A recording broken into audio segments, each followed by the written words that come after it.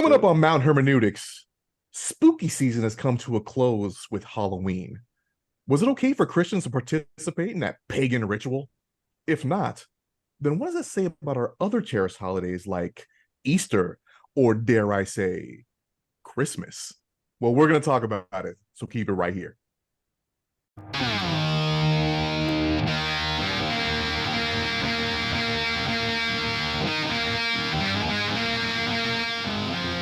You're listening to Mount Hermeneutics, where three Marines give their perspective on God, faith, and spirituality with a heavy lean on the divine council worldview.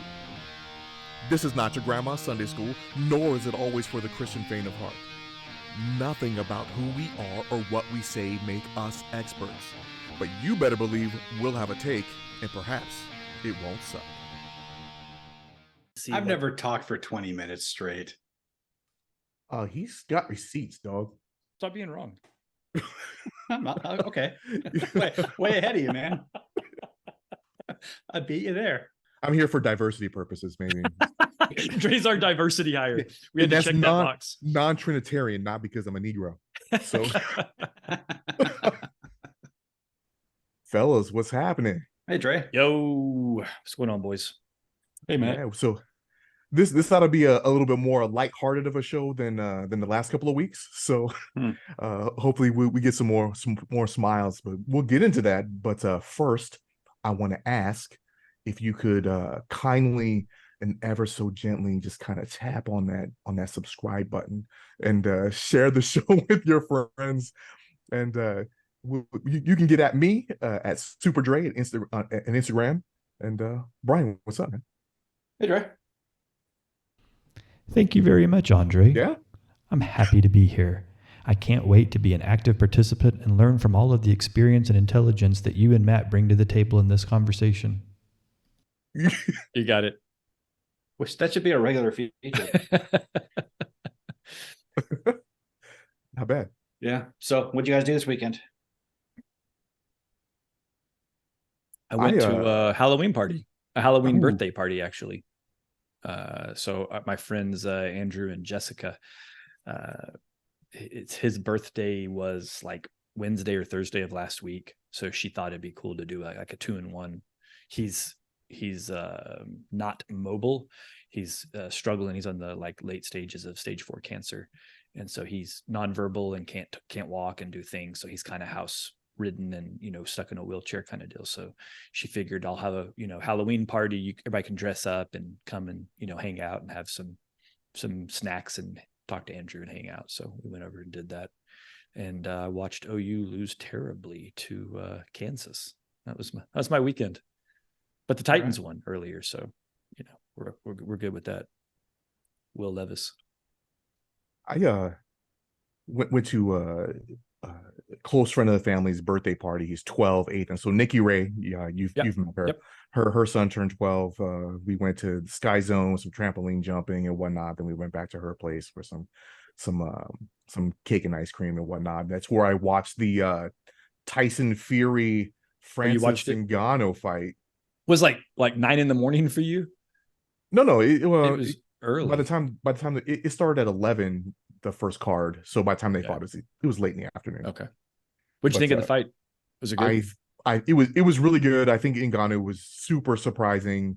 I think styles make fights, right? I think this guy was super strong and crazy awkward, and he fought left-handed a bunch and just kept the awkward dude off. So he scored a knockdown in the 3rd round, right? Yeah, with a hit to the top of the head. So in fact, the scorecards may be a little controversial. I heard they were. Yeah, Ngannou won. Split decision. I think Fury won, by points, rounds, whatnot, in a must score system. But I think I have a hard time believing that a UFC fighter would be able to win on points. Like that just doesn't compute to me because they're not. Yeah. They don't think about points, and boxers understand point systems, so their camp is based around the point system to a certain degree, right? Sure. So that's kind of my take. I didn't get to see it. I only saw clips.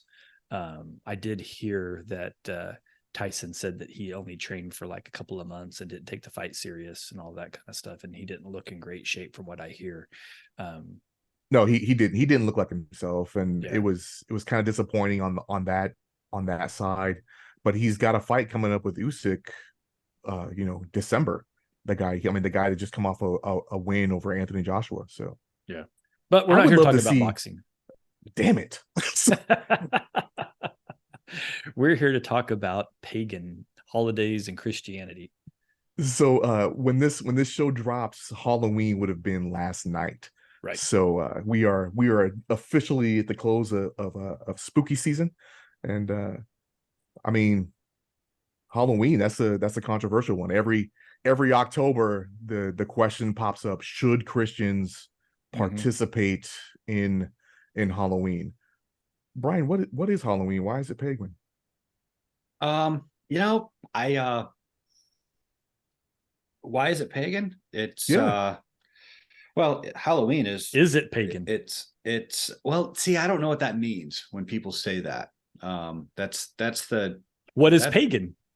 Yeah, that's my issue. Let's keep backing it up, right? It often means just anything pagans at one time did, which like, so does the devil forever own like pine trees and breathing exercises now because pagans once did a thing? I didn't say devil, I said pagan. Right, but that's part of the question is what does pagan mean? What's paganism, right? What's the dictionary definition, and then what's the functional definition? Because I think that's part of it. Because go ahead, Brian. Oh yeah, well yeah, the pagan just means not. The literal meaning is country dweller, because Christianity was mostly spread in cities, so people who lived out in the country typically weren't. They were typically still adherents to their ancient religion and hadn't converted to Christianity. So pagan just came to mean non-Christian based on that connotation. Right. But when people bring that criticism, Christians shouldn't do that, it's pagan. It's never really clear what they mean, or if they know what they mean. If they could explain like why in principle a thing is wrong and contrary to the teachings of the Bible, I could get it. But just saying it's pagan by association and therefore forbidden, it just seems kind of silly. And well, I mean, I'll say, growing up Jehovah's Witness, which we talked about in our early episodes, it meant it was by people who did wrong worship, people that worshiped other gods, and people that used sacrifices and worship trees and did things of that nature. So if we're going to talk about Druids and their sacrifice and All Hallows Eve, and the opening up a portal to get to the other side and be able to, for spirits to walk through, and you walk through the other side, then that's something that Christians shouldn't be participating in. And that's why Jehovah's Witnesses did not participate in the normal holidays that the US culture participated in.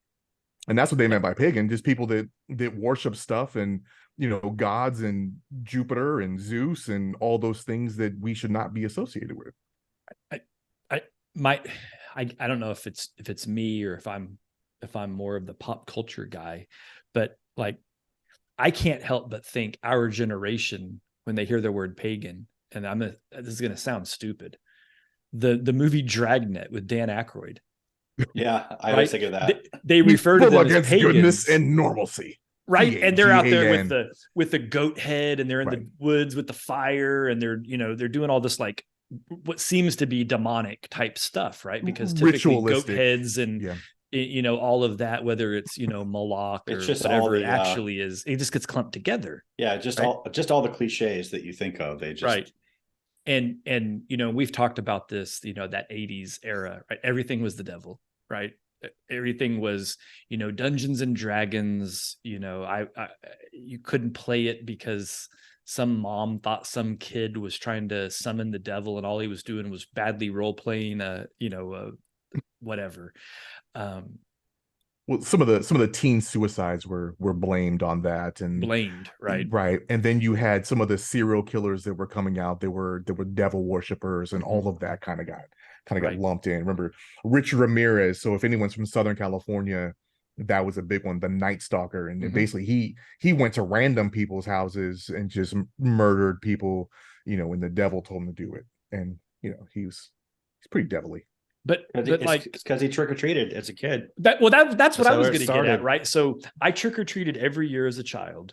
And as I got probably into junior high, I was doing it without adult supervision. And never did we attempt to open portals. Like, that wasn't things that we did. We were trying to figure out where we could get Reese's cups. And, I think the most misbehavior that we did was as we got older, probably when I was 14, 15, I think we quit trick-or-treating when we got driver's license. I don't know about you guys, but that was pretty much, if you were still on foot, you were trick-or-treating, right? As a kid. We might've jacked some candy bags from some smaller kids. Like, you're one of those when you get kids, to that age, it's more about dressing pretty sexy and going to a party and trying to pick up chicks, right? Well, after the trick-or-treating portion, right. Then it turned into just a reason to go out and party. But especially when I was at parties trying to hook up with girls, I wasn't trying to open portals to alternate realms and things, right? Well, the Druid holiday of Samhain, it was predicated on the belief that because of the seasons changing, this is the time when the barrier between realms is the thinnest, and so the spirits of the departed can pass through, and you can maybe see to the other side. But for Christians to be concerned about that kind of thing, you have to assume there's some truth to the belief system. And if you don't believe the belief system is true, what are you worried about? Like, it's like eating food sacrificed to idols. Paul said it's, if somebody offers you something, to eat it without raising questions of conscience. But if they say this has been sacrificed to Zeus or whoever, then don't eat it. Not because Zeus is actually accepting your offering, but because you don't want to be seen. You don't want to convey the message that Christians can worship other gods. But if we don't, I mean, and by the way, I think that's a sound advice, right? Like, you can't live your whole life worrying, how did they make this? What if they were had a cauldron? Oh, shut up. Just eat them. I don't think that's what's going on here, though. I mean, it's one thing that you don't mind that something is happening, or if you're at a party and you're eating, but to participate in the same rituals as people that are participating in this ritual to go to the other side, that's way different from food. We were just talking about the food. What ritual are you talking about? He's making a comparison and a draw, saying that it's silly to actually buy into that because it lends truth to what they're doing. But if you participate in it, then you're also lending truth to what it means and what it is. But give me an example of what you mean. Like what aspect of Halloween playing with an Ouija board or something like that. Shit kids do during that time period. That stuff becomes more prevalent during Halloween for sure. Well, that's just like, you shouldn't do that, period. I mean, so do we not do things in life because, I'm trying to think of an example here of something with bad roots, and then the cultural aspect evolved into something else later, so we just like, oh, it's okay now we can just do this thing. What's an example? I mean, still Halloween. I think Halloween, we're still on this one topic, right? So, but like, culturally, so I spent a lot of time at San Antonio, Southern California. I always consider myself like Latino adjacent, right? Like, I've been around a bunch of Hispanic culture and whatnot. Dia de los Muertos, right? Like, that is a very specific type of Halloween. And it's very much focused on real life dead people, right? It's not fictitious or fake, but it's also, I understand it to be loosely tied to All Saints Day. and there's kind of couple different schools of thought on Dia de los Muertos. One is that you do things to keep the dead from haunting you, but it's also a remembrance day for all of your dead friends and family, right? Sure. So it's kind of like, hey, let's talk about grandma so and so, and Tia this, and uncle that, and abuela, and all that kind of stuff. And yeah, they paint the skulls in their faces, but that's more of just like a ceremonial thing to say, hey, I'm celebrating Dia de los Muertos. It's not, I'm doing this to be, an edgy Satanist hard rock guy kind of thing, right?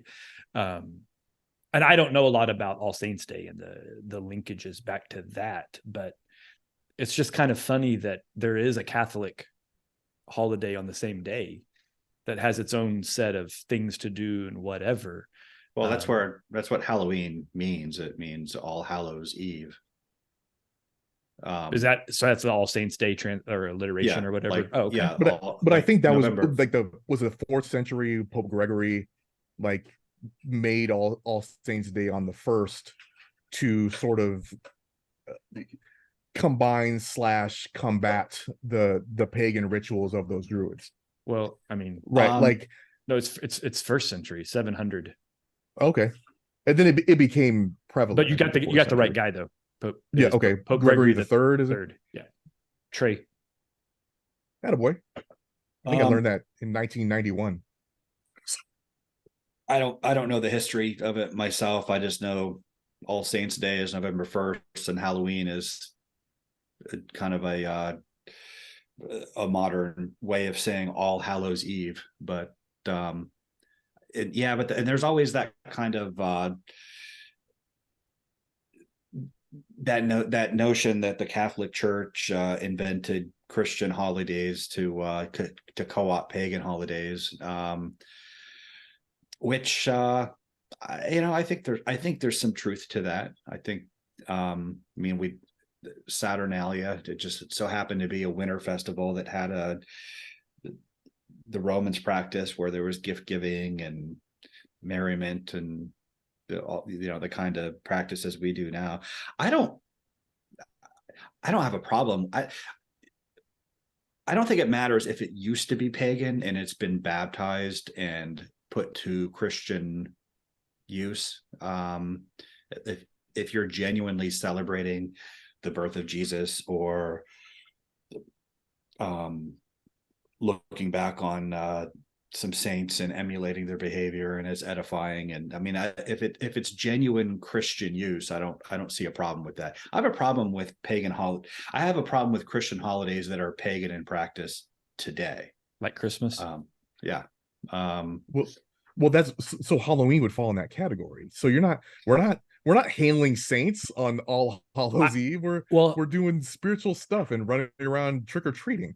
I would argue that Halloween is less pagan in its current instantiation relative to what it used to be than Easter and Christmas is.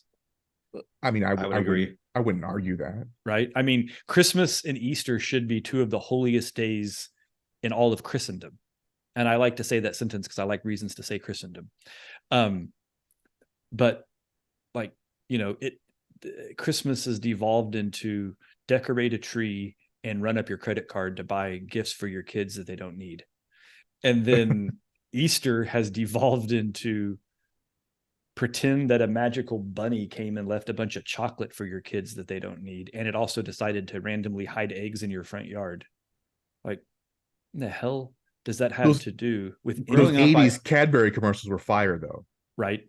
Thank you, Easter Bunny. Bok, bok. And Bill and Ted's Bogus Journeys. Yeah, right. What did Bill and Ted's Bogus Journey have to do with They had Easter? to fight. The Easter Bunny was trying to kill him. Is that the Easter Bunny? Yeah. Wasn't that Bogus Journey? Yeah. I thought it was just Death was chasing them. Yeah. They were playing Twister with Death. I mean, Death was chasing them throughout. That's the right. Their robot duplicates were trying to kill him. Well, there was definitely a crazy Easter Bunny in there chasing him. That's when they were in hell. Mm-hmm. Okay, yeah, that's coming back to me because that's where the Easter Bunny belongs. Hell. So, But I mean, Halloween, I think it's actually, I think it's edifying to take a day out of the year to kind of just note the fact that, yeah, there are dark forces that we should, you know, kind of reckon Maybe with. not And embrace them so much, right? well, how do we embrace them though? I By mean, wearing outfits. People put on the scariest outfit possible.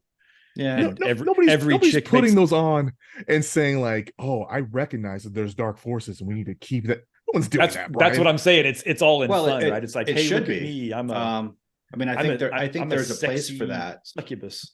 But like everything else, it's vapid and trite and commercial, and we don't really think of what we're really doing. It's just something fun to do once a year, and we don't really give much thought to it. As a purist, I would even argue that it sucks now because the kids don't have the balls to actually trick. Right. They yell trick or treat and they don't even mean it. That's because we always treat. I know. So what if you're the guy with no candy? You stand there and be like, what are you gonna do if I don't? What's the trick? You gonna egg my house? I dare you. Your mom's the trick. Get out. Yeah. Like we need to make kids mean again. A few years ago, I'd rather encourage juvenile delinquency. That's what's wrong with the. We need to make America great again. Bring back egging. A few years ago on Halloween, somebody showed up on my doorstep. It's probably a tall kid, but he was my height, and he was wearing like a hockey mask, and he had like a bloody apron, and he was holding an axe. Mm-hmm. And I'm just like, dude, get off my porch. He's like, what? Trick or treat, man. I'm like, no, you're too old for this. See, I disagree. If a Ute is willing to put on an outfit and stand on my door like a child and say trick or treat, I'm giving him candy. I'll even give him twice as much. If a man-sized person shows up on my doorstep with an axe and a mask on and a bloody apron,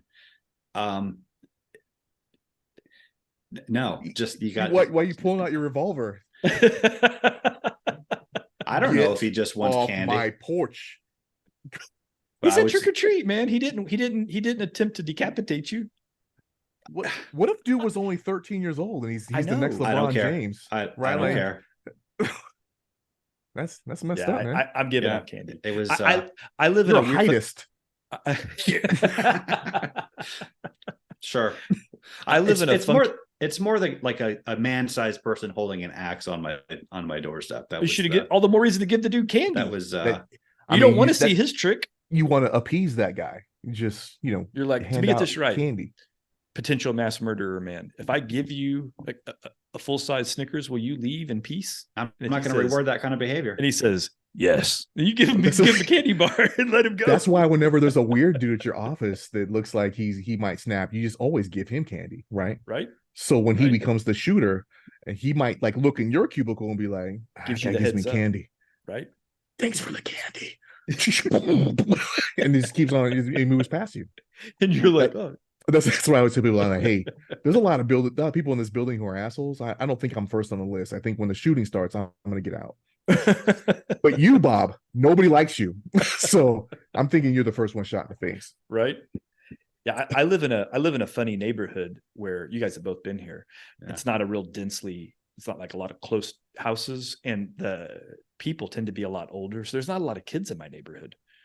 So like, my doorbell will probably only ring 10 times on Halloween. And it'll be, 3 of them will be people we know that are going to come to our house on purpose as they're driving around. And then a couple of the dads will be noticeably from a different neighborhood, and they just figured out to go to the older, bigger houses to try to get better stuff. And then the other ones will be Snickers. The other ones will be the dads from this neighborhood that have like golf carts. And they're zipping their kids around, and they're like hitting and then they're grabbing them and zipping them to the next street and stuff. It's like a weird combination, but my doorbell won't ring very often, and I'm going to end up with like a crap ton of candy left over. So I give it to anybody that rings the doorbell. Well, we'll sit up in our driveway, and we share a driveway with the neighbor. Matt's been here. And so we clear all the cars out of it, and we kind of set up a couple of tables. And Delani's favorite holidays is Halloween, so she'll make Really? chili. Yeah, so I got the sorceress Mormon, like she. So, Fair point. yeah, so we make chili. We've grilled hot dogs. I think we've even had Jello shots. So on base you have Gunny dad walk up, and he's like, you guys giving out hot dogs and donuts, and is You're that a like, yeah, shot? man. Yeah, the shots for you, dog, because I Yeah. know you're putting up with these badass kids. Like, so, but yeah, we just try to make it as user friendly as I possible. worked with So, this guy, and he and Alyssa was junior high. Yeah, junior high. And he invited us over to his neighborhood to trick or treat. And so we went over to his neighborhood. We lived in the country at the time in Texas. And they did a similar thing to you, only they knew all their neighbors. And so they opened the garage, and they would have like margaritas batch made, and all the parents sat in the garage. And what they did was their older kids had to take the kids on trick or treat. oh, right. So like the high Nice. school kids had to take the little kids, and then all the parents sat and drank. And as the kids came by to trick or treat, they had the big bucket of candy, and they had pre-made margaritas, and they were like, candy for you, margaritas for you, happy Halloween. And I was like, this is a cool Halloween. I wish I'd been coming here more often. That's kind of how we roll with it. Yeah. But Good way to meet the neighbors. Right. And and that's, you're kind of meeting all of the other parents, right? Because now they know this is a cool little group of people. This part of the neighborhood, super, tight. I think it's kind of good all around. And then it's good for the kids, right? To go take the younger kids and be responsible and all that kind of stuff. And maybe it's not the best for the kids to see their parents just drunk all the time, but it's one day. It's Dia de los Muertos. Like, what are you gonna do? Yeah. Yeah. So back on topic a little bit though, guys. So like, I mean, I think we're all in agreement. Halloween's close to harmless, if not relatively harmless, and probably not a big deal. But what about like when, it's going to happen Easter time, Christmas time, somebody's going to put up the meme, right? Like, Easter is just Ishtar, which was the Egyptian goddess of fertility, and that's why they picked a rabbit, because it's super fertile, and this is just demon worship and blah blah blah blah blah. Like, what do you guys think about that? I think that's a legitimate observation as far as the origins of Easter. First off, nobody knows where that name comes from. It does sound a lot like Ishtar, which is the same goddess as Asherah or Ashtoreth or Astarte, the consort of Baal in the Bible. But nobody really knows why it was called Easter or when that started. The 8th century Saint Bede said it was named for the Germanic fertility goddess Eastre. I'm probably saying it wrong, but he didn't say where he got that information, and nobody knows. It's not verifiable anywhere else, but so nobody really knows. I've heard Christians make the case that the eggs comes from this practice that the Catholics used to do, and it's legitimately Christian, and the rabbits signify this or that.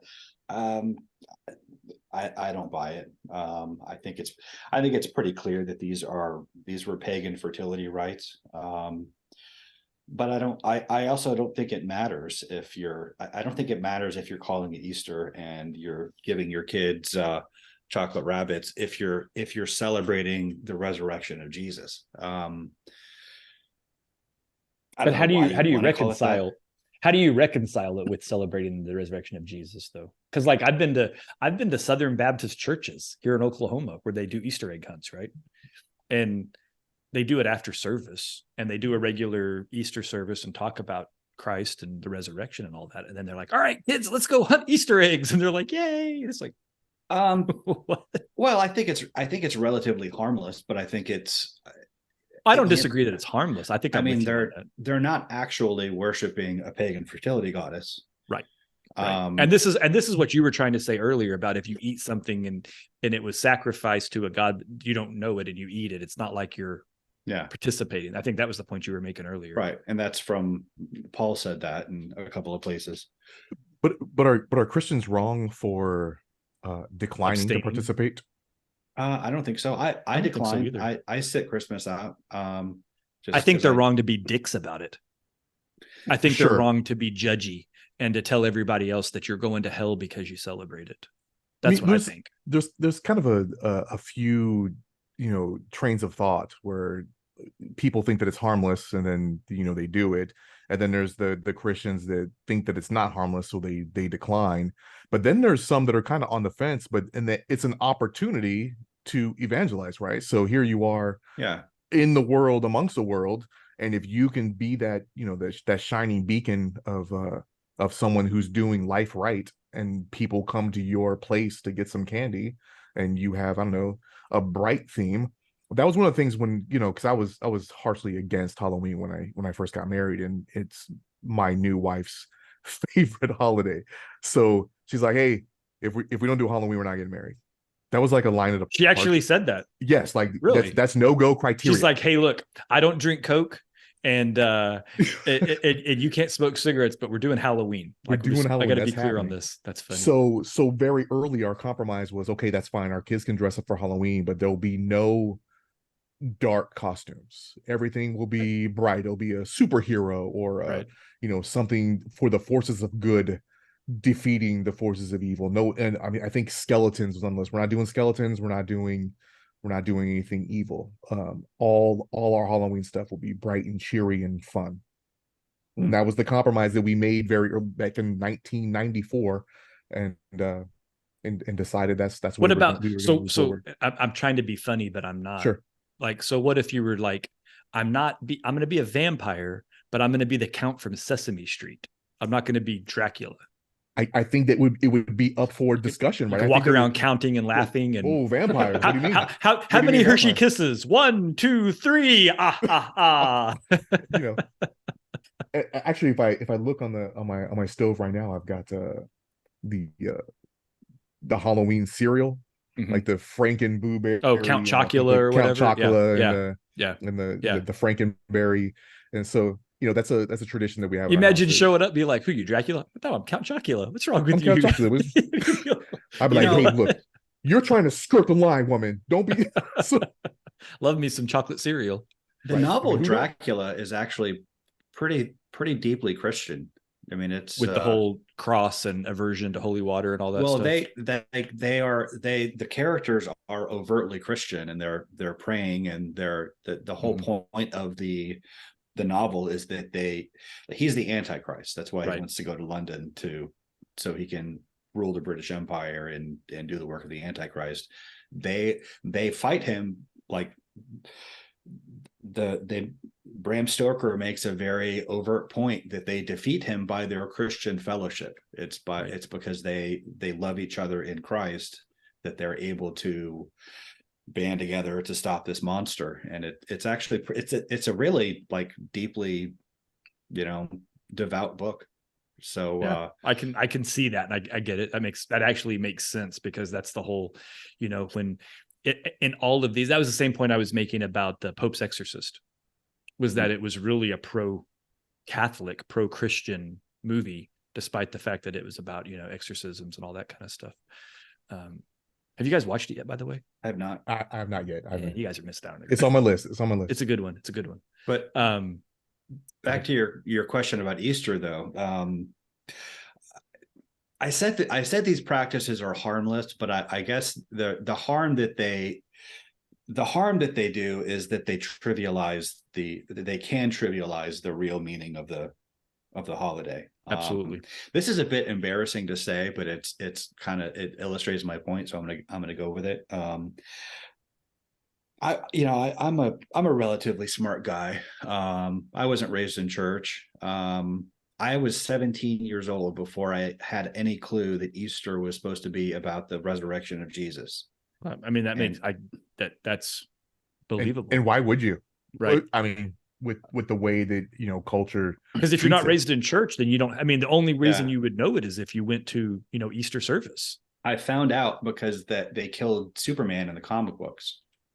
That he was killed by Doomsday, I think, in November, and then they published the funeral issues and the aftermath, and then they stopped publishing Superman comics until the following April, when Adventures of Superman number 500 came out, which was the one where Lois discovered his empty tomb amid all the worldwide Superman sightings. And I remember somebody commenting on how blasphemous that was, that they would do that in April. And I was just, what's the big deal? Well, that's Easter. Like, okay, so You're like, what's this got to do with Easter eggs? Yeah, man. What's that got to do with my Cadbury chocolate? Actually, what I said was, are you afraid? Are you afraid he's going to take attention away from the rabbit? And no, stupid. That's when Jesus rose from the dead. Is that what that is? Well, what's with all the what's with all the eggs and the bunnies and stuff? And right. And he's like, I don't know. This is what we do. Like we just we did that as a kid growing up, and I never really asked, because why are we doing this? Why are you guys hiding eggs in the yard for us to? Yeah, I just knew everybody did that, just like we set off fireworks on the 4th of July. So I've got a little bit of a different take, but before I forget, I want to back up. So Brian, you made a comment about the origins of Easter and Ishtar and blah blah blah, and you said something about 4th century something or other, but the Nicene Council was one of the main outcomes was determining the date of Easter. Did they just not call it Easter then? Did they just call it like the resurrection? They were calling it Easter. They were from the beginning. Yeah. We don't know. We don't know where the word came from, though. We don't know when they started calling it that or why. The earliest reference we have to that question is in the 8th century. Oh, for the question of where the word Easter came from. Got it. Right. And it was an English monk named Bede who attributed it to the Germanic fertility goddess Eostre. Okay. But that doesn't make any sense, because Germanic things wouldn't have entered into what was going on in Jerusalem. Yeah. Yeah. Okay. It's interesting. I mean, Christianity had gone pretty far by the time of by the 4th century. Right, the 4th century, but I'm talking about 300 AD. If they were calling it, that's the 4th century. Oh yeah, I guess it is. Never mind. Yeah. I was thinking 4,000, but never mind. You're right. I missed a comma. I mean, Brian will be around in year 4,000, but you and I probably won't be. I think this. I'm pretty sure I won't be. Clean living, guys. Clean living. I'm comfortable with not being around in the 4,000. Yeah, I'm not sure I want to be around.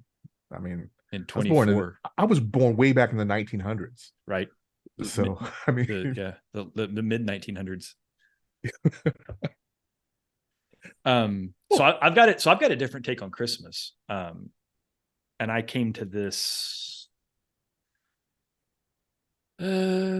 probably Austin was 5, so about 10, 12, 13. Austin's 19, so he was around 5. He was school age. And it had been kind of on my mind a little bit. And then I saw this is before social media, so people were still sending emails around, right? That's how internet rumors and stories went around, was through email. And I had this email, and it was talking about, it was a PowerPoint or slideshow, and it explained the GDP of the US and what the percentage of our GDP that we spend on Christmas. And it was a staggering number, right? And then the thing went on to talk about clean water in Africa and other undeveloped parts of the world, and that for half of what the US spends on Christmas, we could actually solve the clean drinking water problem globally. Now, I don't know if it's true or not. I didn't go fact check it. Stopes didn't exist yet, but it makes a point, right? It's like, wait a second, we are really wasteful with the way we spend our money. And I started thinking really critically about Christmas practices, not about Christmas as a day, right?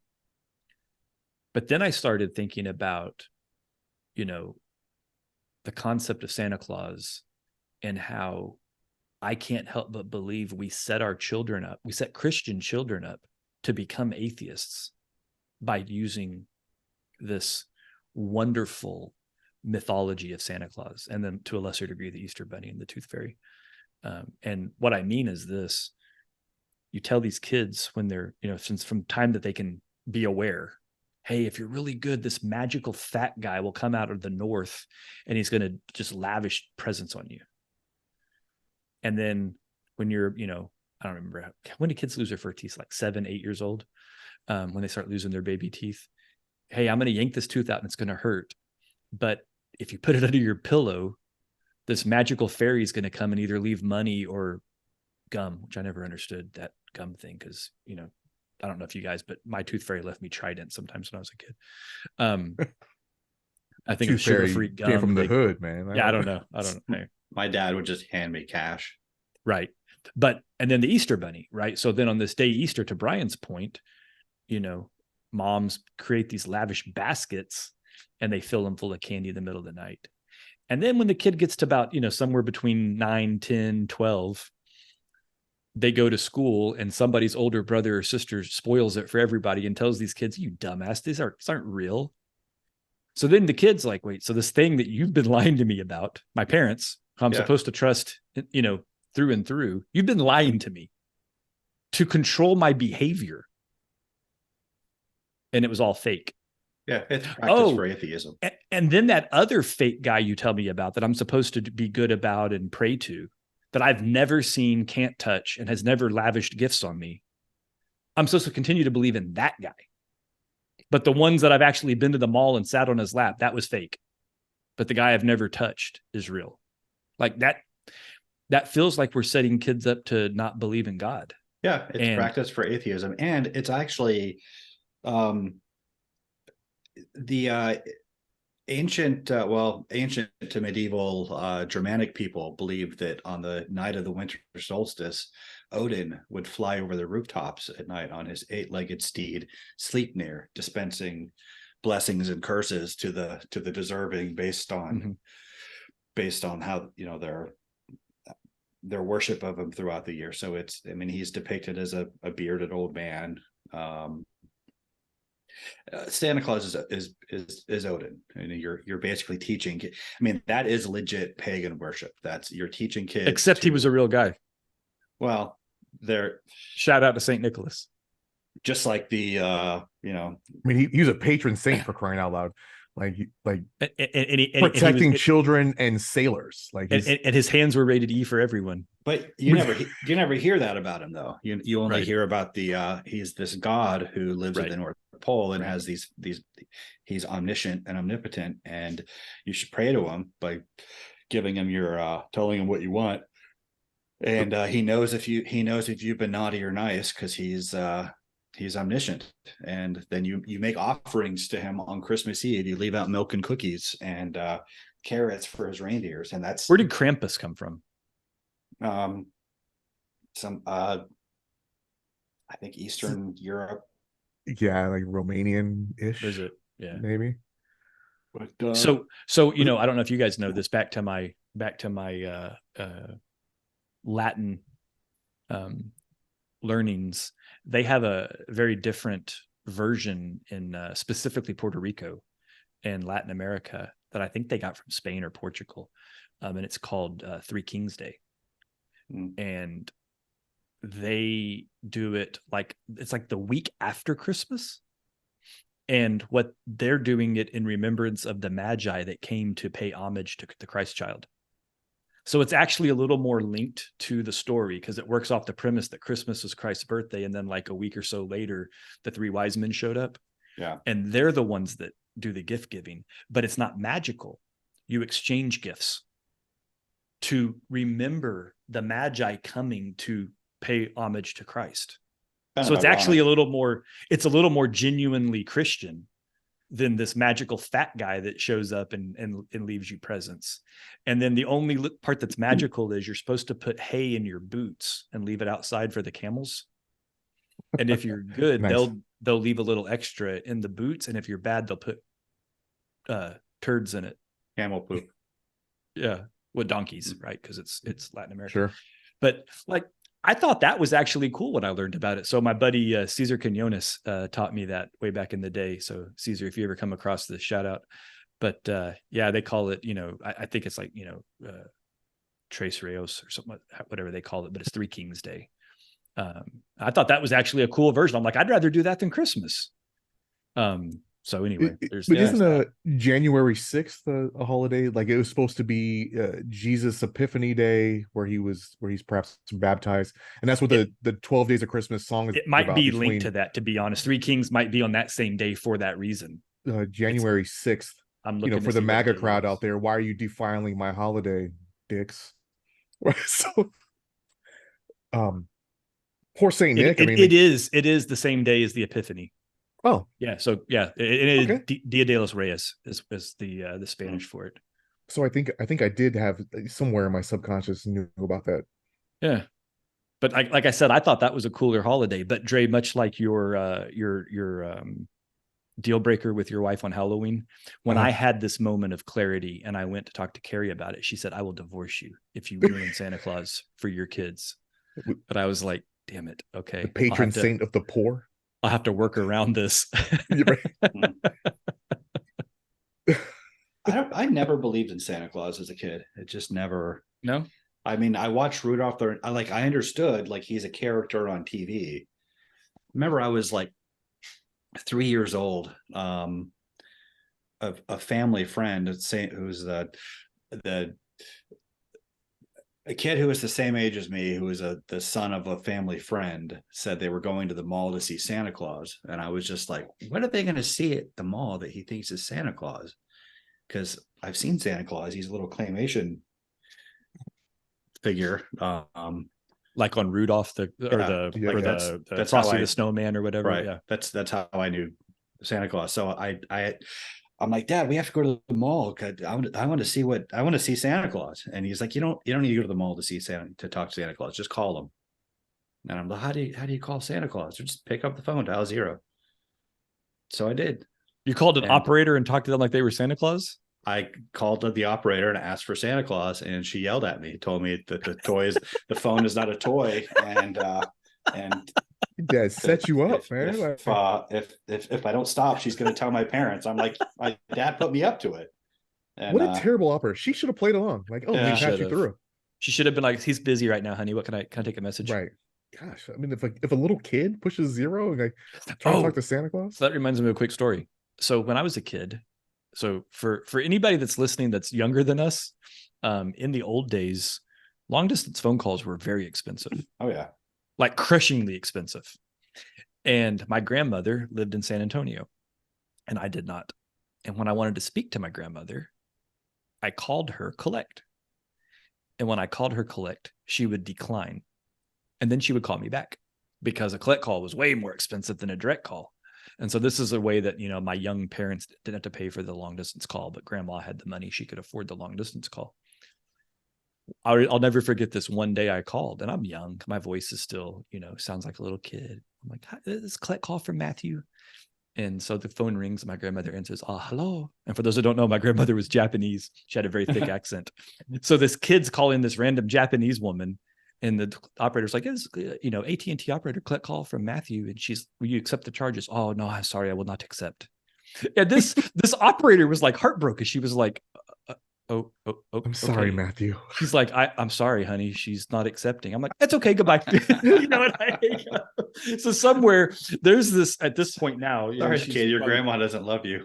20 years old. So there's some like 60-something-year-old woman that's in the back of her mind. I remember this kid called this Japanese lady one time, and that bitch wouldn't accept the call. He's listening to this podcast right now. It's like, I know that Matthew. I felt bad for him for all these 40 years. It's so funny. So, so for the kids at home, there was a thing called a payphone, and you had to like put money into this box, and then you could call. So remember those 1-800 collect commercials where somebody like had a baby, so they go to the payphone in the hospital and like, collect call from 6 pounds 4 ounces born, and then hang up real fast. Like, no, I declined. Hey, they had a baby. It was 6 pounds 4 ounces. That's funny.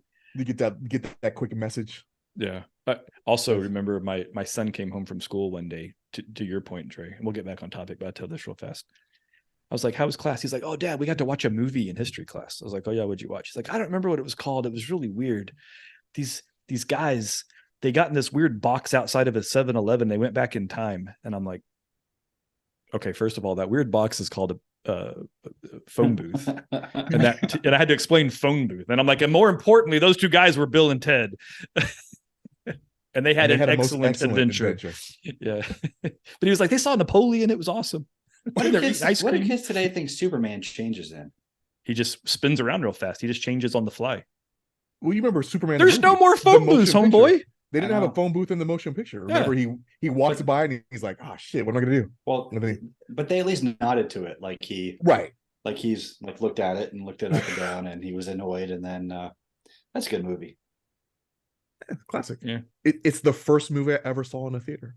Oh yeah, 1978. Mine was Raiders of the Lost Ark. Planet of the Apes.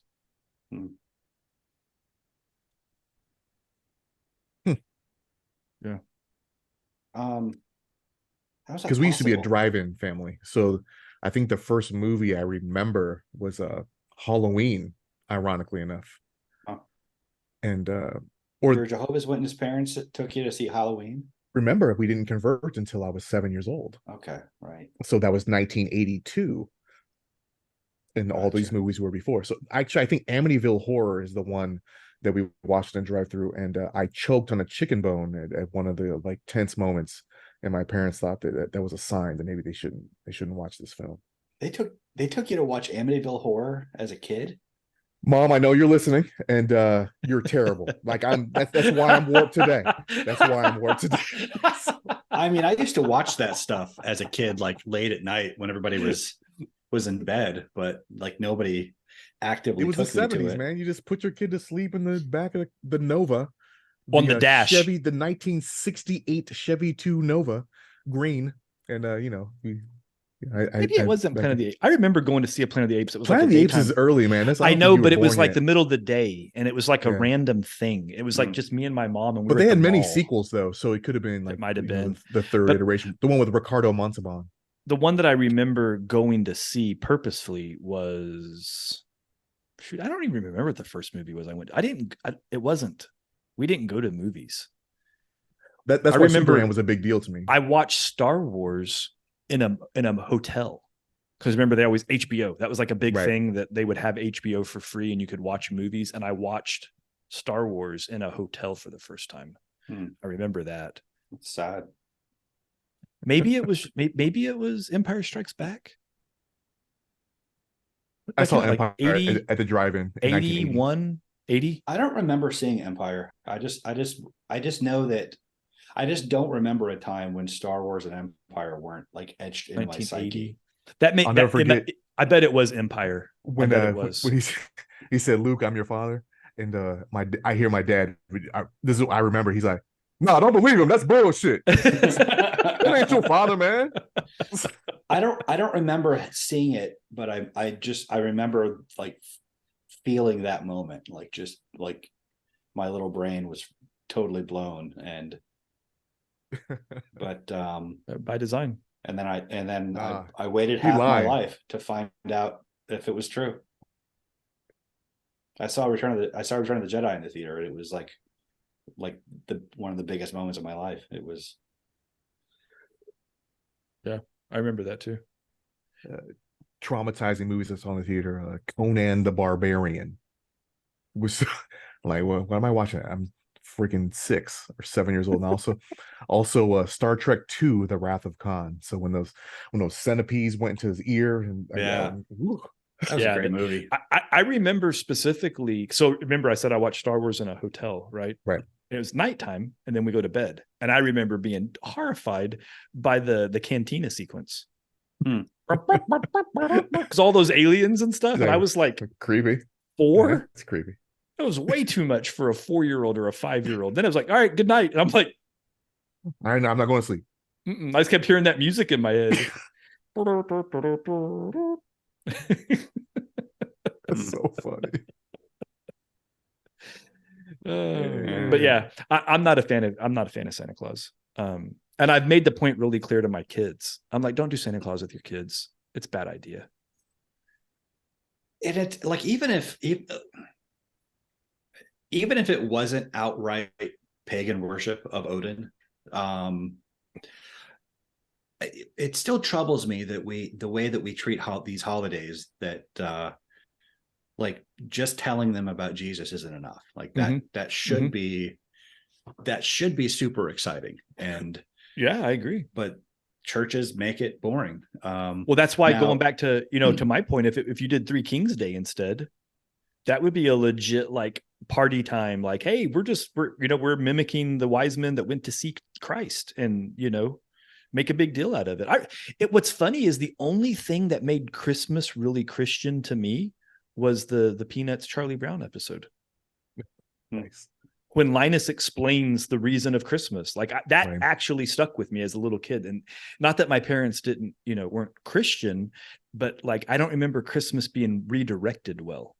You know what I mean? Yeah. Because it's like everybody else. It became about Christmas. But I always remember Linus clarifying that stuff for me. I appreciate that, Linus. Good looking out. Usually in the LDS church, around Christmas time is kind of a fun program, right? Like so during the sacrament meeting, there's some Christ talk, and there's some talks, and all the talks that are given are usually by the members. They get assigned a talk, and then so the dude that sat next to you, last week is the guy talking up there. The members do the preaching. And then like there'll be a primary program where all the little kids will get up and sing a song, and then they just make it fun. So you're learning about Jesus in a fun way, and all the Christmas songs are sung as hymns that day, and the prayer is centered around that. Usually, there's some kind of party, on that day off on Monday or something in the church parking lot. So I always grew up like just. At least it was more fun anyway. Yeah. So when you say that we made Jesus boring, I'm not sure everyone did. I think that's the message that we send though when we clutter Christmas and Easter up with all these other things for the sake of children to make the holiday especially appeal to them. We're basically saying we're kind of subliminally conveying that it's about Jesus, but we know that that's not going to entertain you. So here's a big cartoon rabbit to hide eggs in the yard for you. Or here's Odin to worship, and his minions of elves. So conversely, y'all hear about those? I think they're in South America where they actually crucified themselves. I thought that was in Southeast Asia somewhere. Maybe I don't know. I think they do that South America, Southeast Asia. But yeah, that's savages. It's pretty nutty. I mean, they legit run nails through their hands and feet and are like literally tacked 2 crosses, and then they hang up there, and it becomes like a badge of honor to see who can hang up there the longest. Yeah. Like you mess around and die doing that. Like don't do it to David Blaine. He'll just die up there. Wait, you just wait. Who is it? No, I'm not entering this year. It's kind Right. of kind of nerfed though. It's not like real crucifixion. Well, yeah, they lash them to it, and so they're not hanging by that. Yeah, but they're not wearing a crown of thorns. They're still getting. They're not getting vinegar and getting stabbed in their side. Yeah, all of the other stuff. But they didn't have to drag the cross up the hill. No, they do. Yeah, they do. What? They drag their own crosses up. Good. That disturbs me. It's like they're. It sounds like a Saturday morning in the Marine Corps. Whatever. It's good for them. Now they know what it. Now they know what it's like. Where is the duty? Yeah. It seems like they're trivializing Christ's suffering by. I don't agree with that. I think they're trying to relive it so they can appreciate it, and because when they get down, good well, they're like, man, that sucked. Yeah, and that was at like quarter power. Like I didn't realize that's do the real thing. I realize that's the stated reason, but like in their, but you're still coming away with that thinking like, yeah, I know what Jesus went through. When no, you don't really. Well, I don't know if I agree with you. I think they're like, wow, that was terrible, and to think that our Savior went through more than that, and now I have an appreciation for something with just a. It's kind of like when you take some high school kids and you put them through like a 2-hour boot camp, and then they're Sure. like, I don't think they walk away like, I could have done boot camp. No, they're like, oh shit, that sucks. Right. Or if you do like Scared Straight, like remember that old, when they bring the kids to Yeah. the old prison. I think they're like, oh, this isn't actually a prison, and if I was, that would really suck. I should probably not steal shit or sell drugs, Right, because I get or to go shoot home when this mofos. thing's over with, Right. and in the real world, you wouldn't get to go home. And it's in the Philippines, by the way, the guys that do it. But yeah, I guess I see your point. I see what you're getting at, and I can appreciate the idea that it trivialized. I don't think their intent is to trivialize. Yeah, I think their intent is to feel a little bit of it, right? Yeah, and I think that's their stated intent, but I think it just seems misguided to me. For I also see it to be misguided, but for different reasons. Even like going on battle sites tours, right? Like I go to Hacksaw Ridge and I look at it and I'm like, nope, not climbing up there to get mowed down by a Japanese machine gun. And I'm looking at it and it's freaking 92 degrees outside with 170% humidity, where you can't even breathe unless you have gills as you're walking around, the islands of Okinawa. And I'm like, hey man, the Greatest Generation were dope. I'm kind of a badass, and I do not want to do that at all. Yeah, for sure. Same with, I walked the trail of the Bataan Death March, speaking of the Philippines, and I'm like, wow, that would suck, especially if I tripped and some Japanese dude stabbed me in the neck. Right? I'm like, ow, damn, that hurt. I will now die. I had the cool experience of getting to meet some chosen Marines. Oh, okay. Right before we deployed to go to Kuwait in 2003. And my colonel was a big historian guy, and he coordinated with the Marine Corps League in Baltimore. And there's a huge 4th Marine presence in Baltimore. And for those that don't know, the 4th Division is the reserve division of the Marine Corps. So the Marine Corps only has 3 divisions, 1st, 2nd, 3rd, and then the 4th Division is the reserves. It's Mar 4 Res. So we went to the Marine Corps League, had like a field trip, which was really weird, being a grown-up Marine. Like, we're going on a field trip. We had like tour buses and we went to Baltimore, and all these old men, and they had all their kit laid out and stuff. And it was like a show and tell. They were super proud of having all their old gear laid out, and they had pictures, and they're kind of just sitting around, and we're just walking up and talking to them. And the colonel saw it as a way to kind of motivate us and put us in the, in touch with heroes, and talk to real warriors before we went to, whatever, because we didn't know what we were getting into when we deployed. It was, before the war started. And it had been 12 years since we'd been to war. Right. So all of us generation of kids. Peacetime Marine Corps. Yeah. So pretty much everybody listening to this doesn't know the era that the 3 of us enlisted into. It was, the early 90s, when there was no open warfare. That was a golden time. And so I remember specifically talking to this old Marine, and now, like I said, all these guys were chosen Marines. And for anybody that doesn't know, look it up. I don't want to turn this into a military history episode, but the Chosin Reservoir was one of the more well-known, prominent battles of the Marine Corps. And it was in Korea, and it was cold and miserable and bad. And this old man looks at me and he's like, I couldn't make it in the Marine Corps today. And I'm like, what?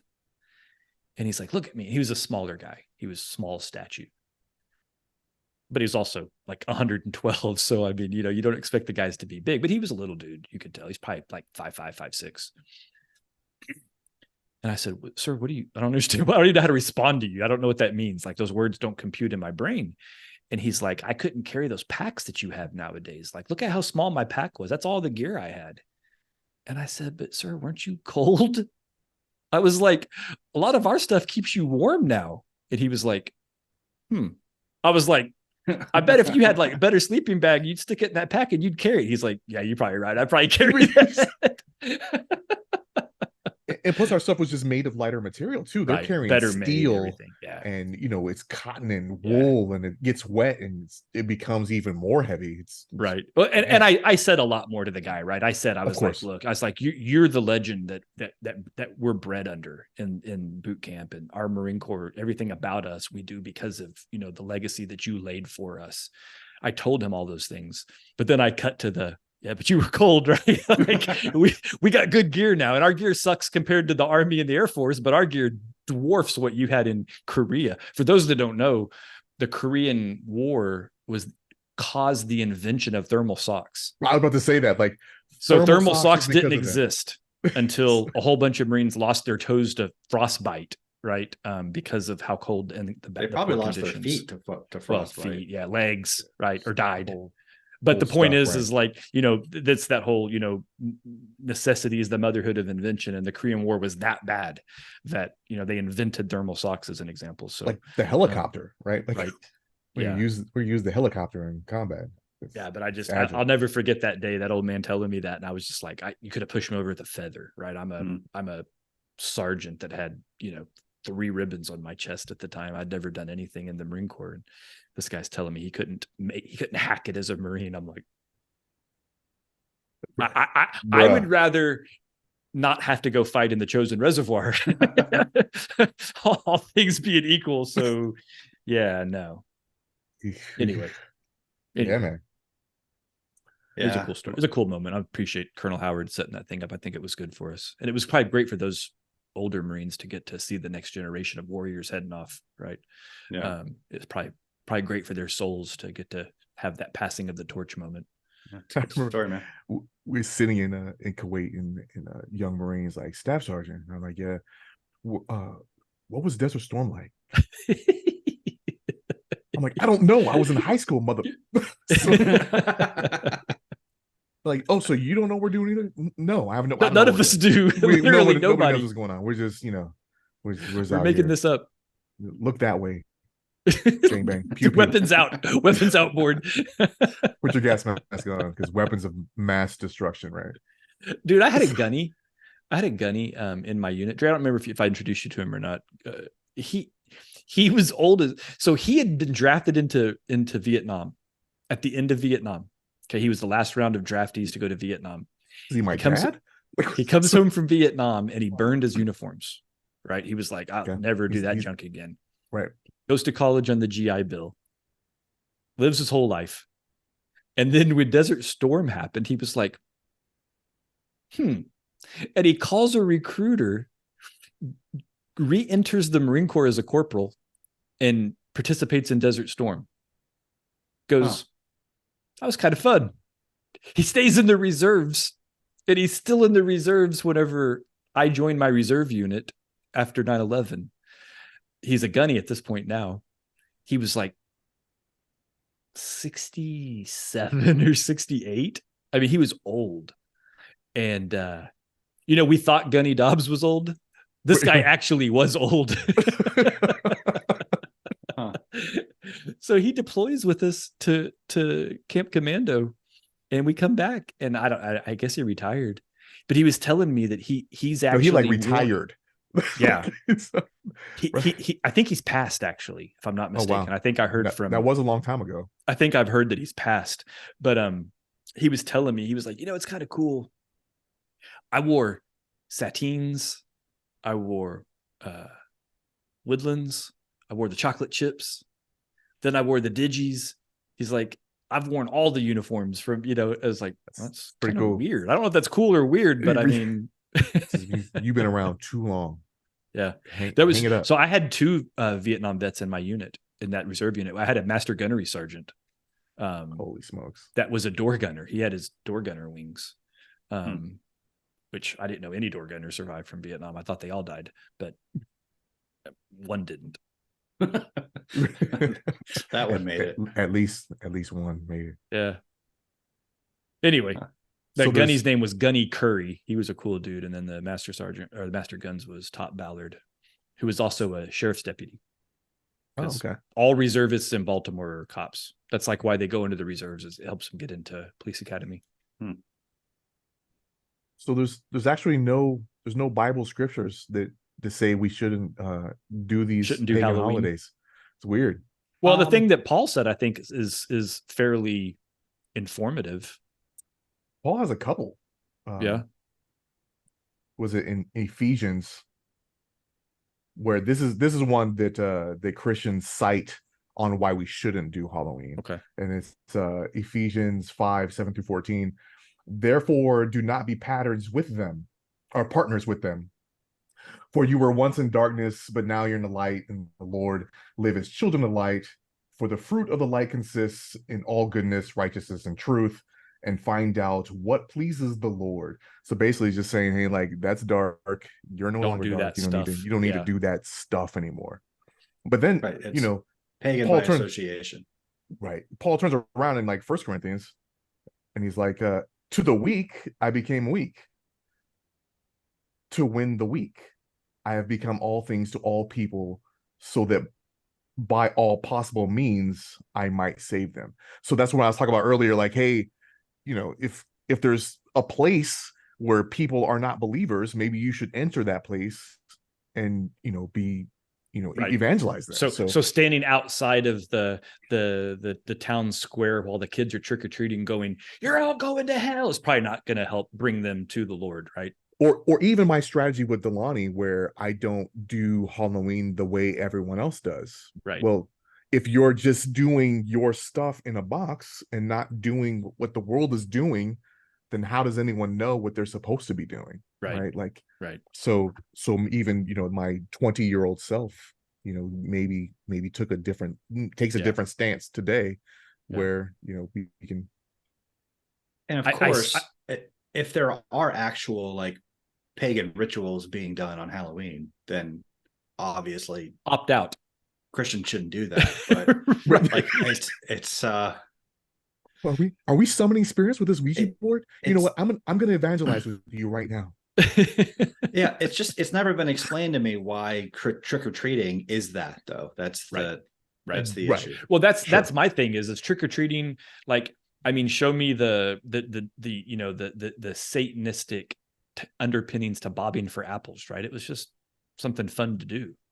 I'm sure witches did that or something in Salem. But it's also, I mean, apples cider, apples harvest at that time of the year. So there would have been an abundance of apples laying around kind of thing, right? Like, and it's one of those, I'm sure there's some old lady on the internet somewhere that's got some like 12-step connection, right? Well, if you understand, apples are red.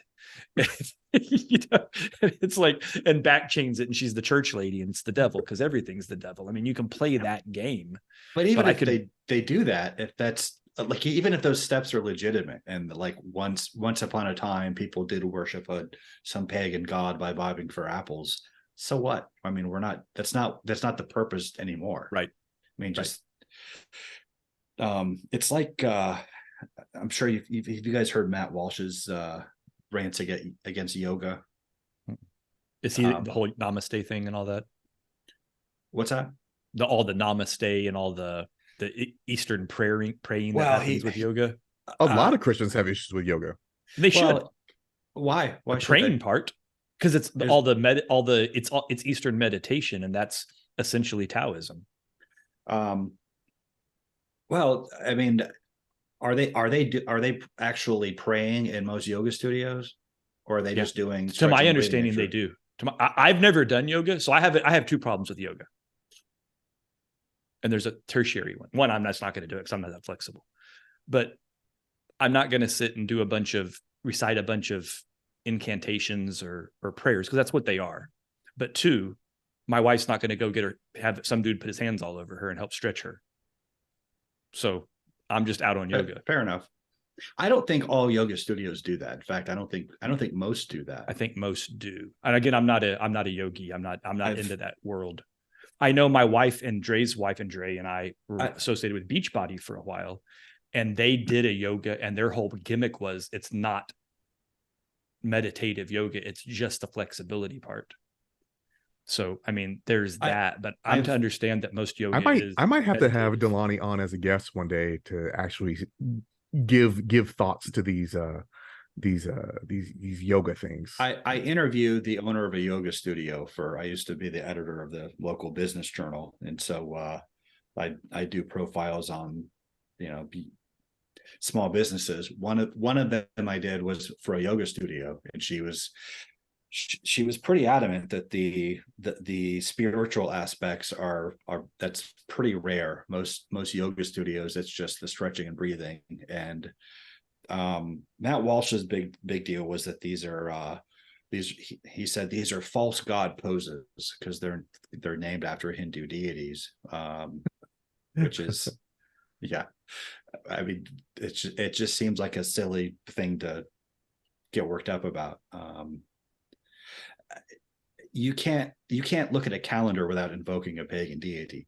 I mean, every day of the week is January. pagan deity. Yeah.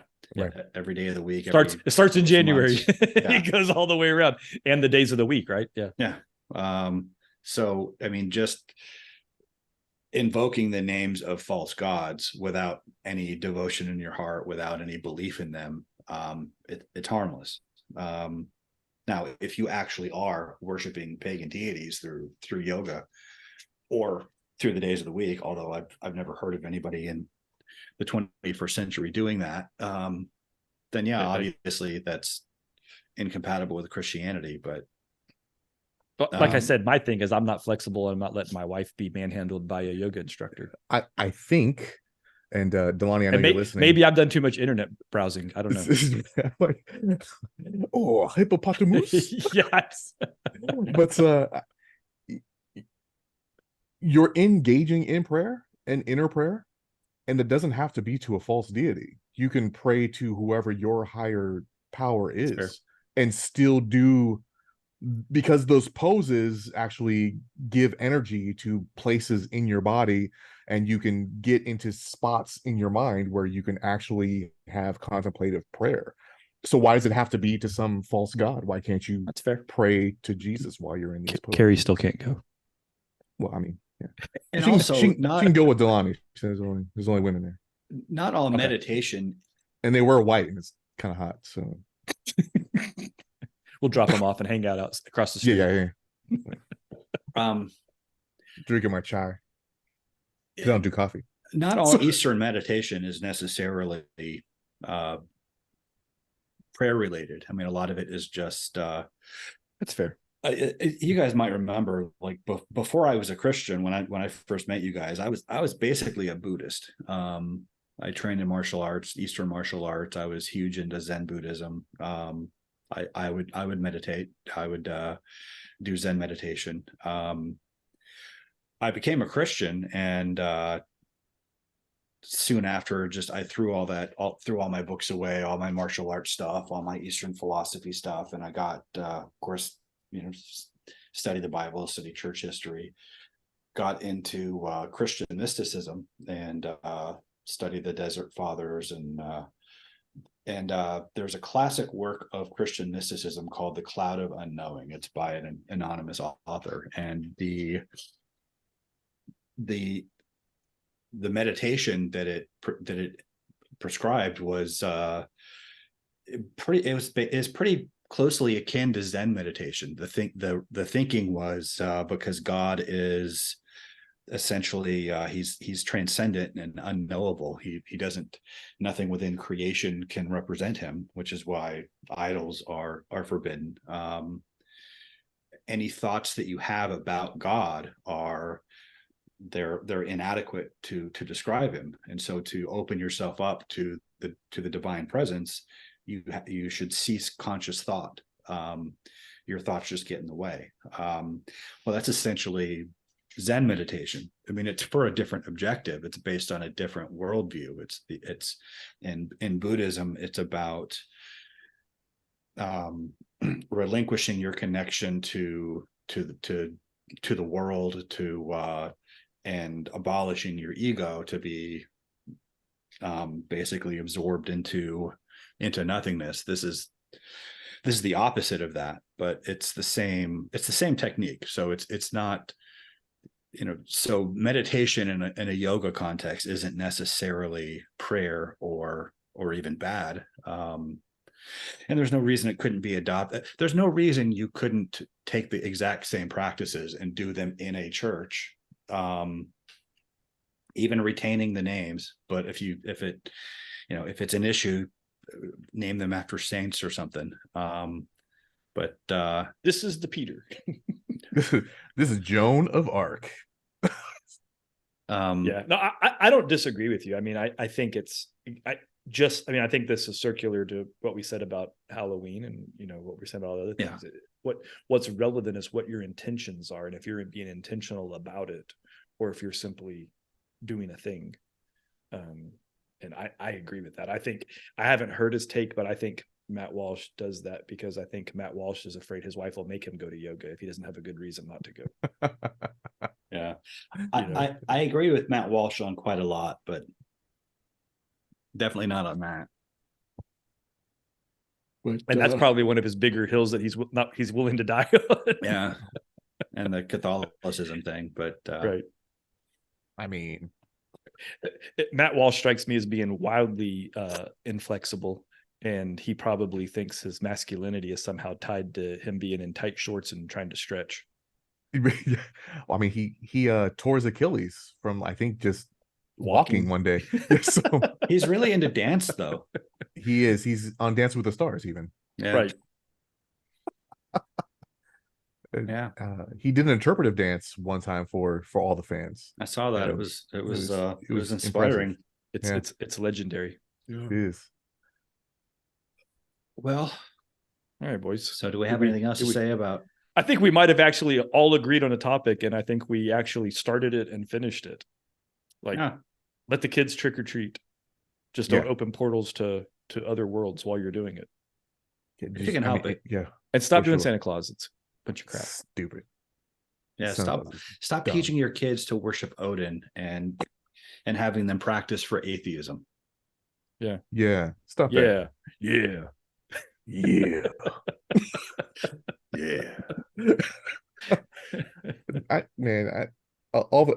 I've always hated Christmas my whole life. Once I wasn't allowed to participate in it. Now, well, of course you did, because you're a hater. I'm like, you're like, this is Christmas. Stupid. Why does other kids get to have presents?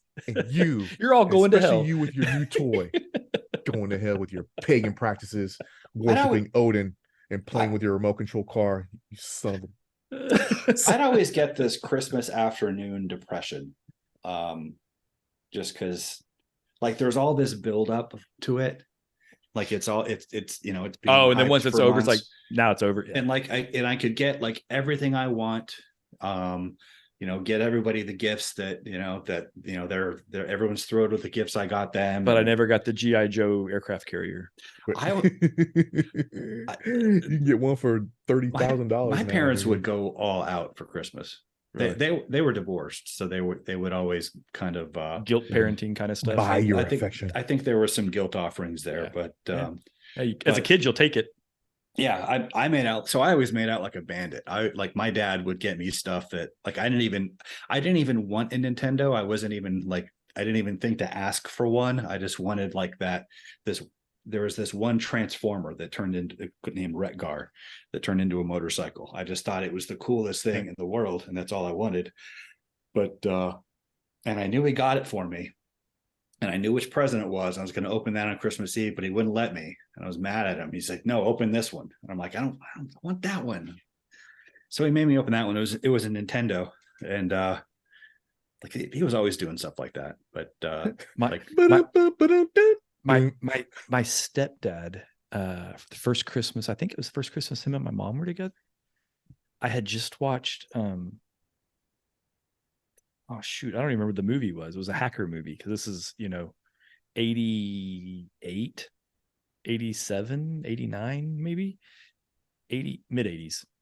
And I was like, I want a Commodore 64. I want a computer, right? And he's like, what are you gonna do with the computer? I'm like, I can hack into banks and steal money and stuff. And he was like, and he bought me like, I still joke to this day. I don't know if that's why he bought it, or he just, wanted to buy me something that I wanted. I can make an ideal woman out of with a computer. No, I was trying to hack into stuff. Then oddly, for those that don't know, I'm an IT security executive now. I can play thermonuclear war with Russia. Play a game. Yeah. Yeah, but like, so I mean, I definitely, my parents always went out of their way Christmas also. But you know, was it the right thing to do? But I could get like everything I wanted and then some, and everything could go great. And then around like 2, 3, 4 o'clock in the afternoon, it was just I'm surrounded with all this great new stuff, and I'm just kind of like sad. It was just this like, all right, It's now because what? it's because your kid brain knew it was 364 days until you got to go through that again. I think that's we have this weird, we're That wasn't wired it. to want No, stuff, right? It wasn't even that. It was just that it was like it was so unsatisfying. There was all this buildup, and then you get everything That's you want, what and I then just it's said. just Yeah. But you're saying like, because I'm looking forward to doing it again. You weren't consciously doing it. It's because the event, it's just like, you know, guys talk about when they're dating that, you know, the hunt is more exciting than the kill, right? It's the getting to the point, the buildup is what it's all about. We're not wired to live in the moment. We're wired to live for the next moment.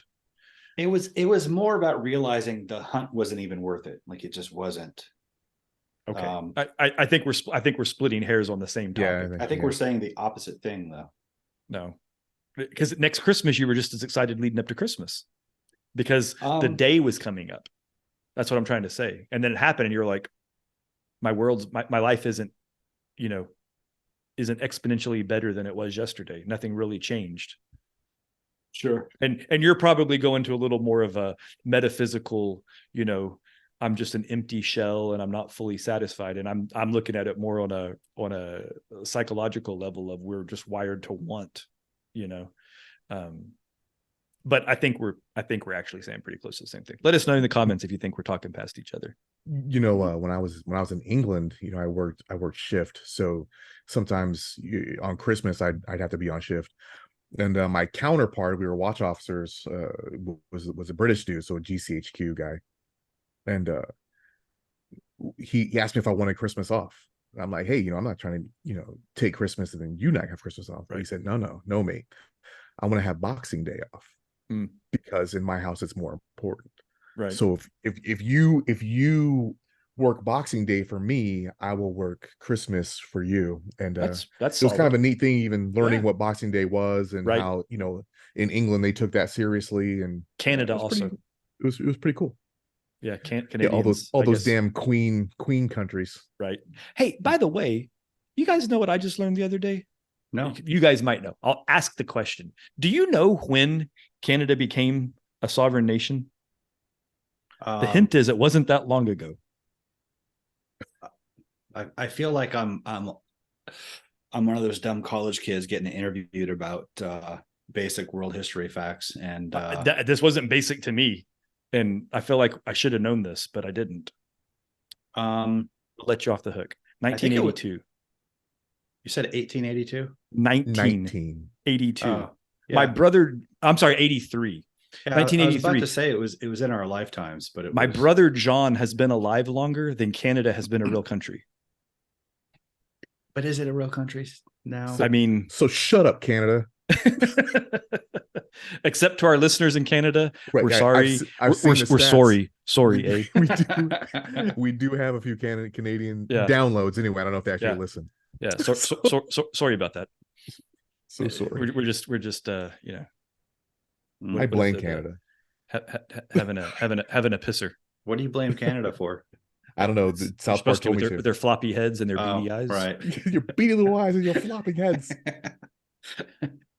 Yeah, they should go on strike. But yeah, I didn't know. I mean, I just assumed it'd been a long time, and it's not. I mean, I guess except for to the point that my younger brother is old. Like, you know, like it hasn't been that long. I was stunned to know that. Canada. But Brian, the reason I came across it is I was doing some Israel research, or it was counter research, like, you know, like falling into a rabbit hole, and whatever I'm going to say this wrong on purpose. Whatever that act was, the Farfour Act that set up had to do with Israel becoming a nation state. The Balfour Declaration. That same declaration caused the UK to recognize Canada as being equal to them as a colony, but they were equal, but still part of Great Britain.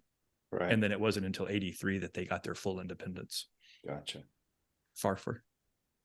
Farfar's the mouse. I know. Mouse. That's why I thought it was all funny for anybody that's watching the Farfar Declaration in parallel with the it will forever be the Farfar Declaration in my head now, because that's the way my stupid brain works. Well, Halloween's evil and Christians shouldn't do it. So no, Christmas is evil. Christmas is evil, but Halloween's not. How that's actually funny, right? Dia de los Muertos. We've come out on Christmas is the more evil holiday than the evil holiday as itself. Christians celebrate it. Yeah, I'm good. I'm good with that. A pagan holiday. I'm good with that statement. The so-called war on Christmas, where people are saying happy holidays, I'm all for it. I'm all for them doing that.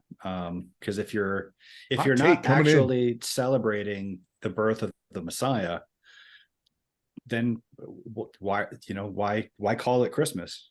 Well, here's a hotter take, and I think this is going to probably be controversial to some of our listeners. Using the shorthand, air quotes, of Xmas is actually sound from a Christianity point of view. Yeah. And when I learned this, by the way, I was befuddled and aghast. Well, you two clowns are going to have to explain this to me. Godsmacked. I'm going to let Brian, because I will bungle it. But the Greek letter chi, it's an X. It's just an abbreviation for the Greek Christos. So calling it Xmas is just this. It's just you're saying Christmas. It's just not spelling it out. Boom. So how you like me now, right? Christians, right? Yeah. I legit, I don't remember if Brian, if you told me that on a side conversation or if I came across it and then we chatted about it, but I remember the day I figured that, I was like, wait, what? And if I'm not mistaken, it's tied to which cross is it? That's an X with the P at the top. It's called a Cairo. Right. And it was also called the Labarum, but the Labarum is specifically the Cairo staff that holds the banner. That was the symbol of Christianity before the cross was. It was a Cairo, an X with a so it's not like we're kind of twisting this concept. Like the X was Christianity at one point. And so Xmas is 100% legit. Again, this gets into, if you're shortening it to kind of to be edgy and not put the word Christ in Christmas, then no. It's kind of a self-own if that's what you're doing, though. Right. Exactly right. Yeah. But it's going back to our earlier conversation that if you're doing it with intentionality, then it means one thing. So if you're doing it to be an edgy, atheist prick, then, no, you're not off the hook, but you are in fact owning yourself, because you're actually furthering the story. And I would recommend anybody who hears this, first of all, don't take our word for it, go look it up. But then once you realize we're right, spread the word. Don't even spread the word. Just look at them like they're an atheist prick. And just write Xmas all the time and make all the people at your church aggravated, and then you get to school them. Have fun with it. Go troll your friends. You troll the Christians. Yeah, life needs little opportunities to school people like that. It's fun. Well, you just convinced me. I'm all in on holidays now. So one Delaney Jaylene Bibbs, she will be happy that her husband is now all in on holidays. Halloween. Hey, there you go. Especially Halloween. Except for Christmas. Yeah. But for different reasons, not because you were Jehovah's Witness as a kid. Right. But then, I prefer the Haunted Mansion at Disneyland, not the Christmas version, because they make it all gaudy and they do it after the Nightmare Before Christmas becomes the gaudy theme with of a U. Yes. Okay. Yeah.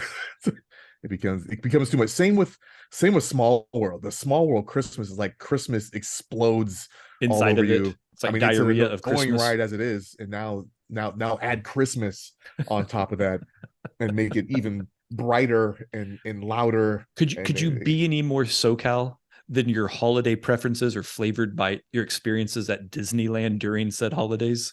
Yeah, because now I go there now so that my wife doesn't have to cook and clean. So we go to for Thanksgiving, we go to Disneyland and I eat a turkey leg and we call it a day. So but But I've been to your house at Christmas. Was that just I because know you had guests? it was. So Oh, no, we bounce back and forth. So okay. sometimes now that our kids are adults, they go other places. Depends on if they're going to be around or Yeah, not. So if it's going to be just a they smaller, prefer to be somewhere else, yeah, and like yeah, it crushes my soul. So I may as well yeah. just No, go I to the get it. happiest place on earth and spend all my money. Well, so back to the whole, wasting money and all of that. Mhm. What we did was, and it was Carrie's idea, and I gave her tons of credit. I think I wish we'd done it sooner. She was reading about how money spent on experiences is more enriching and rewarding to a person than buying material crap. And so we kind of made a deal that we wanted to start doing family trips for Christmas rather than buying gifts, because having the memories of the trips and the experiences, and especially as the kids are older now, it's one thing to tell your 20 something year old kid, hey, I'm going to buy you something. But if you go, hey, if you show up, we're going to go skiing. Right. Like, word, when do I need to be there? When's the plane leave? That kind of thing. Right. So it's almost like a way to blackmail your kids into spending time with you. But so one of our first years to do that, we actually went to Southern California and hung out with Dre and his family. It was during COVID. Yeah. So we braved the COVID West and went and hung out, and we stayed on a beach cabana and on Camp Pendleton. It was pretty cool. What's wild is 2020. That was when we were doing the trip thing. So Layla was just born, so we had our first granddaughter, and we went to the Grand Canyon for And Thanksgiving. So same year. So we went to her dad's house, who lives near Zion National Park in St. George, Utah. We had food there, and then all my kids and all their significant others, we caravanned out to the Grand Canyon, spent some time there, went to Sedona or some yeah, Sedona.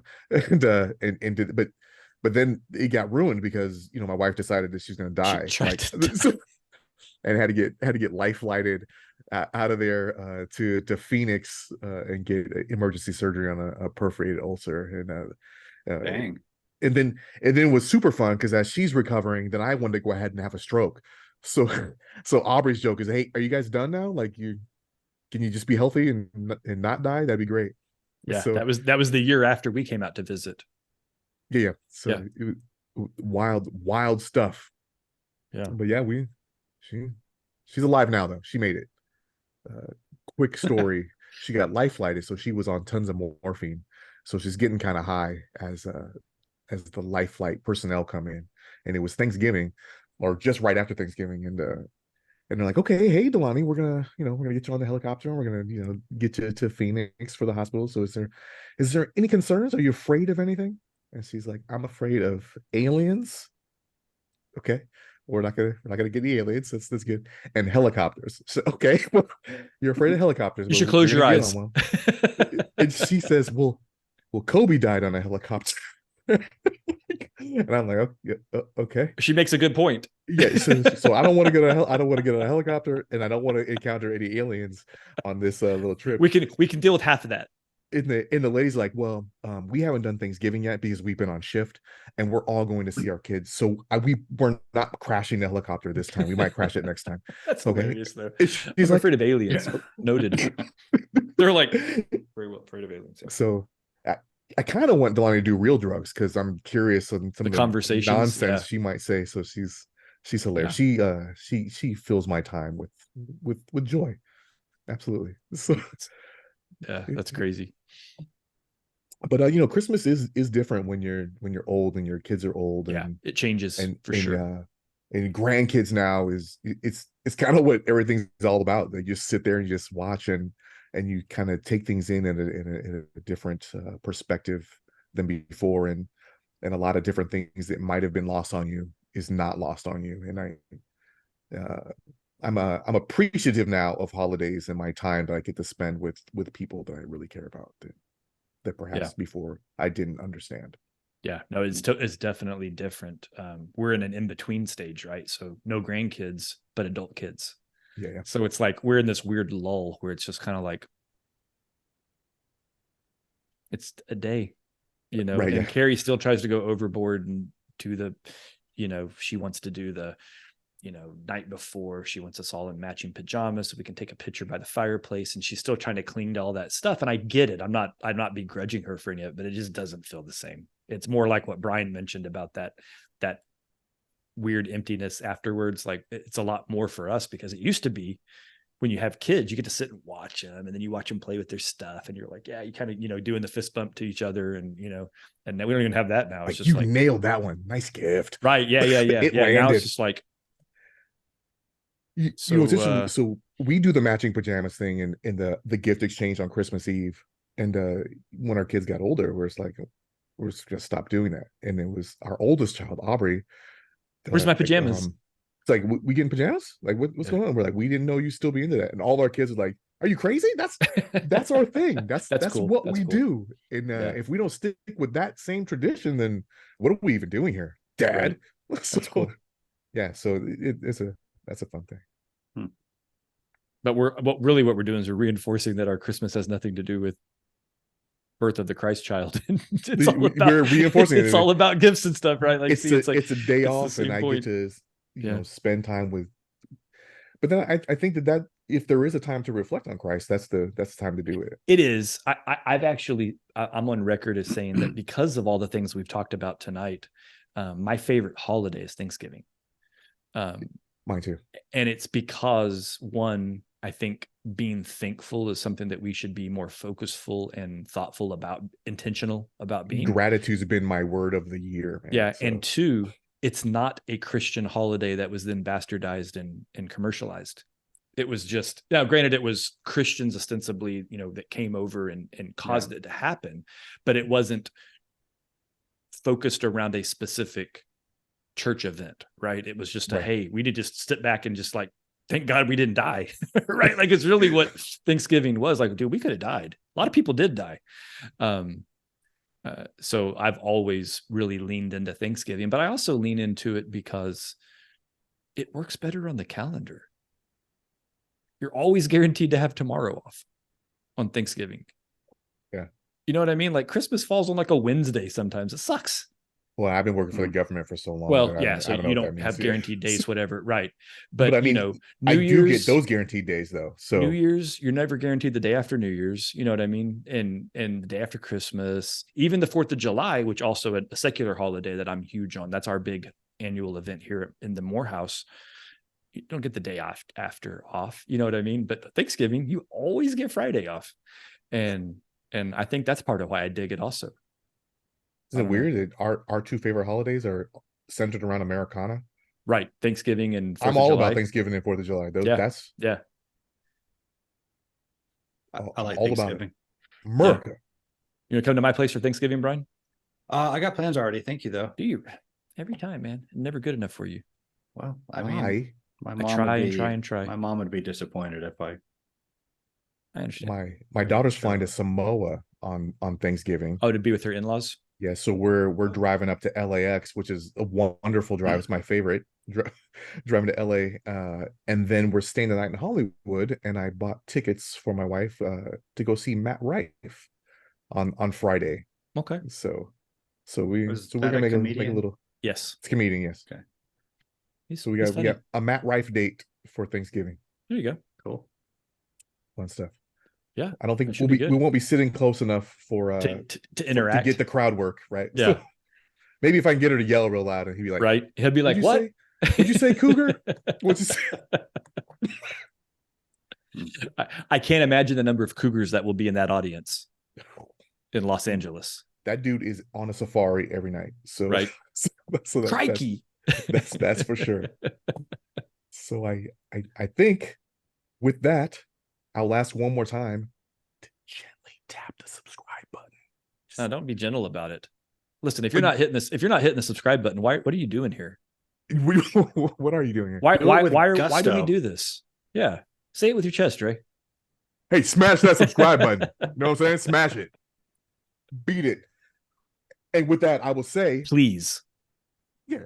Stay enlightened and stay curious. And we'll catch you next week.